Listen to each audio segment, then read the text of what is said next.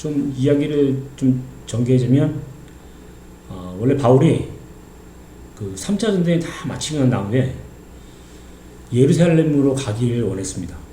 예루살렘에 가면 유대인들이 있기 때문에 그들에게 가가지고 뭔가 좀 그동안 쌓였던 유대인과 이 바울과의 그 관계 속에서 쌓여있던 많은 그런 것도 있었거든요. 덩어리가 그것들을 풀고 싶었던 것이 바울의 소원이었습니다. 근데 바울과 함께 했던 사람들은 절대 가지 말라 그랬어요. 왜냐면 거기 가면 당신은 잡힙니다. 그러니까 가지 마십시오라는 그래도 불구하고 바울은 갔어요. 가서 결국 잡혔잖아요. 잡혔는데 오늘 본문에 보니까 어떻게 됐습니까? 유대인들이 바울을 고소해서 일단은 넘겼는데 로마 사람들이 보니까 죄가 없거든요. 예수님과 똑같은 상황이 죄가 없습니다. 죄가 없어서 풀어주려고 하는데 그래도 안 되겠으니까 어떻게 하냐면 이제 가이사에게 가는 것입니다. 바울에게 있어서 바울은 그 로마 시민권이 있었기 때문에 원래 예루살렘에서 재판을 받을 수가 없습니다. 그래서 로마로 가야 돼요. 할 수 없이 로마로 가게 되고 거기에서 그 로마 시민권 그것 때문에 새 방에서 하나의 작은 방에 갇혀가지고 그 쇠사슬에 갇혀서 거기서 지내게 되는 그 상황이 오늘 얘기입니다. 자, 로마에 들어간 죄수, 그러나 이것은 결국은 하나님의 계획하심이라는 것입니다. 사도행전 마지막 장면을 보게 되면 참 역설적입니다. 왜냐면 복음의 위대한 사도 바울이잖아요. 위대한 사도 바울이니까 개선장군으로 와야 되는 건 정치적인 어떤 그런 모습입니다. 그동안 1차, 2차, 3차 전대행을 통해서 많은 일을 행했잖아요. 그래서 개선장군으로 와가지고 이 로마뿐만 아니라 예루살렘에서 인정을 받고 정말 이렇게 존중받는 그런 것이 되어야 되는데 반대가 되었습니다. 개선장군이 아니라 죄수의 신분으로 로마에 들어옵니다. 완전히 정반대가 되었죠. 군인 한 사람에게 메인체에 되어져서 셋집에서 머무르는 신세가 된 것입니다. 심지어는 말씀대로. 겉으로 보면 어떻게 보면 실패하는 것 같아요. 실패한 것 같은 그 느낌이지만 그러나 하나님의 시각에서는 이것은 성취입니다. 왜냐하면 바울은 이미 여러 차례 로마로 보아야 하리라. 로마도 보아야 하리라는 이런 것들을 하나님의 뜻을 바울은 수차례 들었거든요. 로마도 보아야 하리라. 그러니까 이 바울에게 있어서 최종적인 목적은 로마였습니다. 하나님이 계속 로마로 갈 것을 말씀하셨거든요. 그래서 어떻게 됩니까?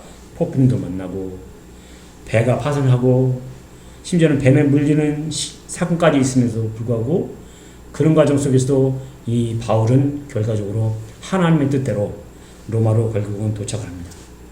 이게 결국은 인생에게 있어서는 실패인 것 같지만 하나님의 흐름에 봐서는 실패가 아니라 이것은 성공입니다.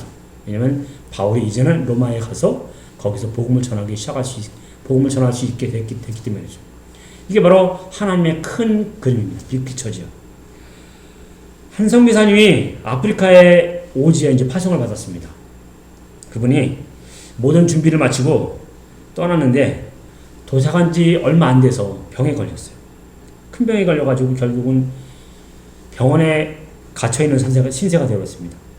몇 달 동안 병원에서 갇혀가지고 거기서 치료받고 막 이러는데 그가 낙심하게 됐습니다. 내가 여기 와서 복음을 전하기로 했는데 왜 내가 병에 걸려서 이렇게 있을까? 아주 고민하고 그냥 굉장히 힘들어하는 상태였는데 근데 희한하게도 그 병실에 찾아오는 간호사와 의사와 병실에 함께 있던 사람들이 서서히 이 선교사의 말을 듣고 복음을 듣고 사람들이 변화가 되어져서 예수를 믿는 사람들이 늘어나기 시작합니다. 많은 사람들이 예수를 믿게 되었어요. 자, 이것을 경험한 이 선교사님은 마지막에 뭐라면 하나님, 저는 복음을 전하러 왔는데 그런데 나는 선교지를 선택했지만 하나님은 내 병상을 선교지로 선택하셨습니다. 자기는 선교지를 선택해서 왔지만 하나님은 이 병상을 선교지로 선택하셔서 병상에서 많은 사람들이 예수를 믿게 하는 그런 일을 해냈다는 것입니다. 이게 바로 하나님의 계획이죠. 하나님의 계획은 전혀 우리와 정반대의 모습으로 나갑니다. 이 바울도 그렇습니다. 바울도 결국은 하나님의 계획대로 로마로 움직이게 됐잖아요. 예루살렘을 갔지만 거기서 결국은 로마로 갑니다. 참 희한하죠? 분명히 예루살렘에 갔어요. 근데 하나님 뜻대로 결국은 로마로 가가지고 거기서 복음을 전하게 되는 그런 일을 하게 된 것이죠. 하나님은 그 자리에서 복음을 일하게 하십니다. 그리고 우리가 생각한 사역의 모양도 전혀 다릅니다. 그렇지만 그 자리에서 하나님 역사하시죠. 그러니까 그 자리에 역사하시는 하나님, 그 하나님 의지하시고 하나님이 인도하는 대로 우리의 모든 삶을 이끄시는 저와 여러분 삶이 되시기를 주님의 이름으로 부탁드리겠습니다. 그 다음에 두 번째 뭐냐면 믿는 사람과 믿지 않는 사람들이 많았다는 것입니다. 오늘 본문에 보니까 그런 내용들이 나오는데요. 바울은 로마의 유대인들을 초청해서 아침부터 저녁까지 하나님 나라를 강론하기 시작합니다. 23절 말씀인데요. 근데 여기 결과가 두 가지가 있었습니다. 어떤 결과냐면 하나는 어떤 사람은 그 말을 믿고 어떤 사람은 믿지 아니하더라. 24절 말씀인데요. 어떤 사람은 그 말을 믿고 어떤 사람은 그 말을 믿지 아니하더라. 복음에는 항상 반응이 오는데요. 반응이 두 가지입니다. 하나는 믿는 사람과 믿지 않는 사람. 이것은 꼭 뭐하고 비슷하냐면 햇빛과 비슷해요. 햇빛이 내리쬐잖아요. 어제 같은 경우는 정말 햇빛이 따뜻했거든요. 내리쬐는 그 햇빛에 왁스 같은 경우는 어떨까요? 왁스는 기름이기 때문에 녹아요. 녹아서 물처럼 되어버립니다. 그런데 반대로 진흙은 어떨까요? 진흙은 물기가 다 빠져나가지고 나중에는 빳빳하게 말라버립니다. 그럼 쓸 수 없게 되어버립니다. 그러니까 그와 같은 상황이 복음입니다. 복음도 똑같아요. 같은 말씀을 들었음에도 불구하고 어떤 사람은 회개하고 하나님을 믿지만 어떤 사람은 더 완고해져서 하나님을 더 어떻게 합니까? 부정하게 되는 사람이 있습니다. 이렇게 복음에는 두 가지의 어떤 반응들이 있는데 오늘 본문에서도 그 두 가지 반응들이 있었습니다. 자, 이 반응을 보게 되면 결국은 무엇의 문제일까요? 이것은 복음의 문제가 아니라 내 마음의 가치 문제예요. 내가 어떤 마음으로 하나님 말씀을 받아들이느냐. 거기서 하나님 말씀을 정말 진정한 하나님의 말씀으로 받아들인 사람은 그 말씀을 인정하게 되고 그 말씀 속에서 자기가 결국은 회개하겠지만 그러나 하나님 말씀으로 인정하지 않은 사람은 그것은 쟁론의 대상이 되기 때문에 쟁론하다 보면 결국은 말씀을 듣지 못하고 어떻게 됩니까? 햇볕에 말라버린 진흙처럼 딱딱해지게 되고 하나님도 또 거부하게 되는 그런 사람이 되는 거죠. 그런 부류들이 있었습니다. 자, 이런 부류들이 요즘도 많아요. 요즘도 보면 다 그렇습니다.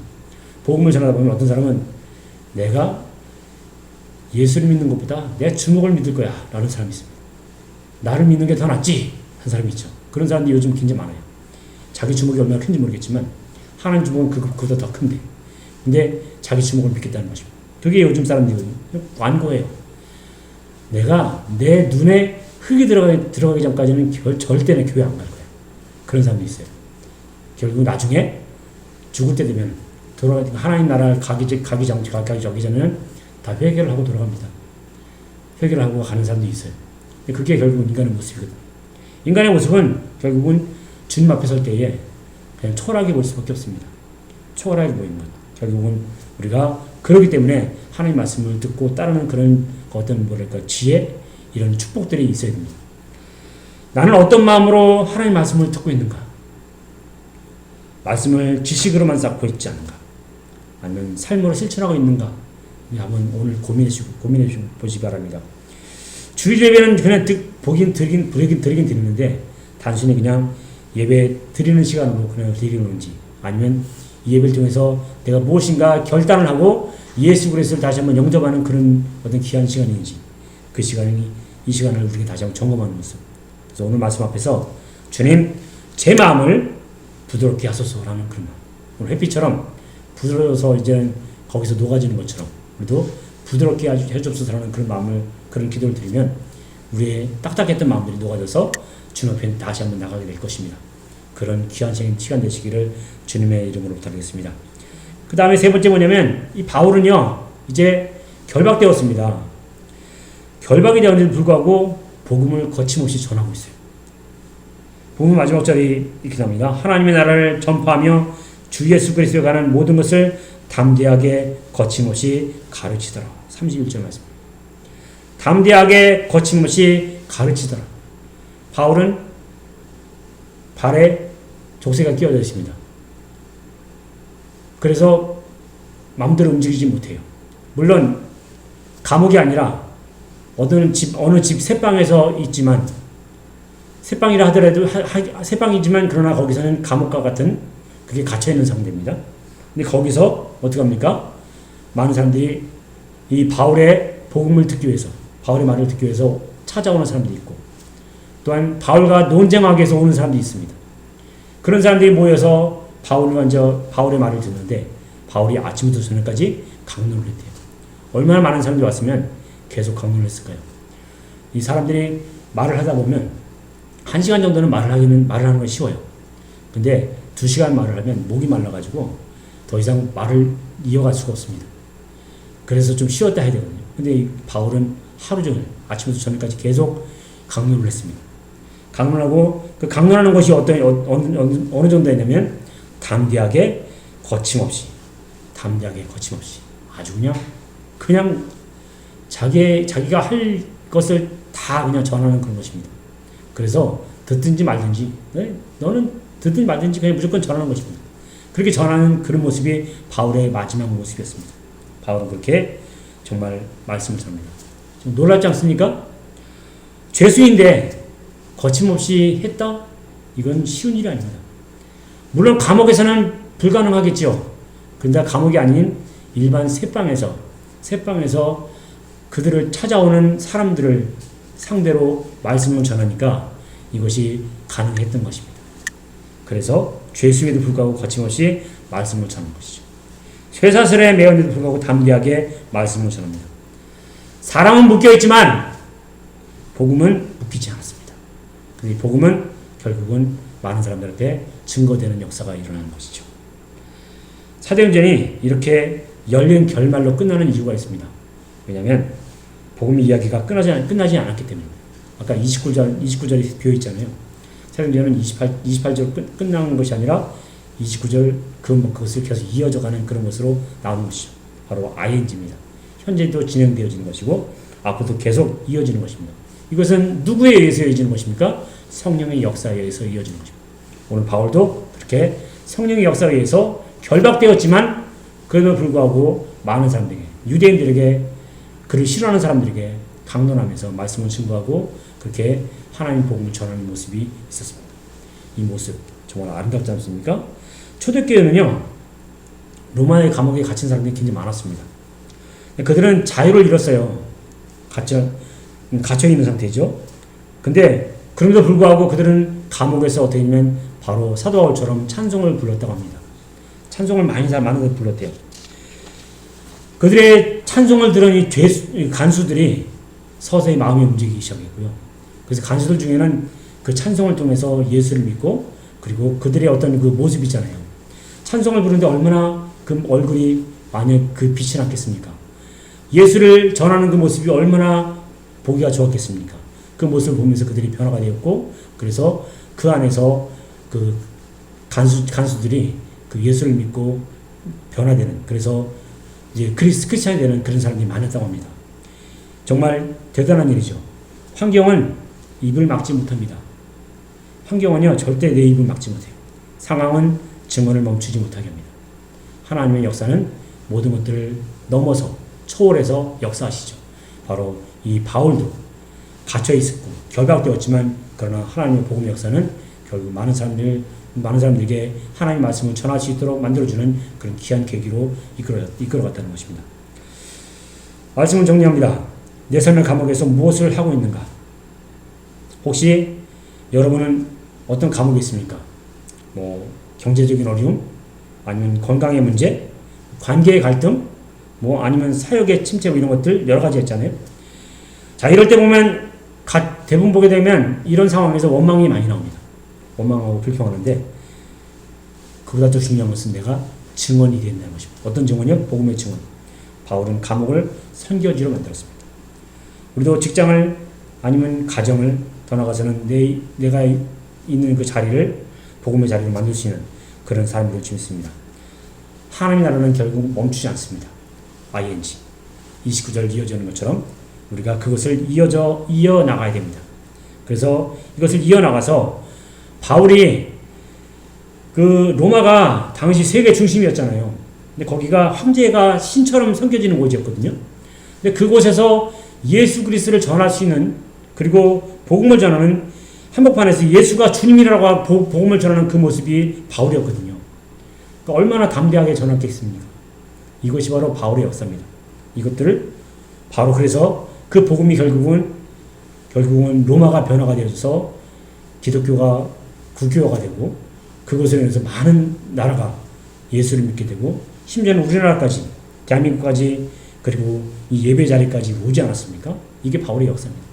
바울의 역사는 뭐냐? 하나님의 역사예요. 성령 역사입니다. 그렇게 ing, 현재 진행이 움직이고 있죠. 이 성령 역사의 29절을 저 여러분이 써내려 가시는 그런 삶을 살게 되시기를 주님의 이름으로 부탁드리겠습니다.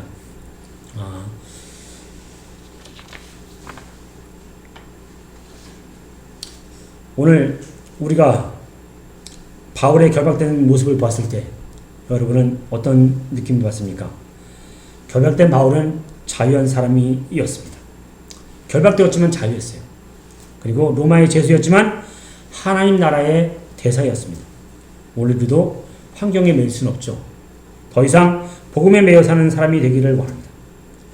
모든 것에 있어서 복음에 매여서 그것을 전할 수 있는 사람. 우리 삶이 이렇게 고백되기를 바랍니다. 나는 묶였으나 복음은 거침이 없다.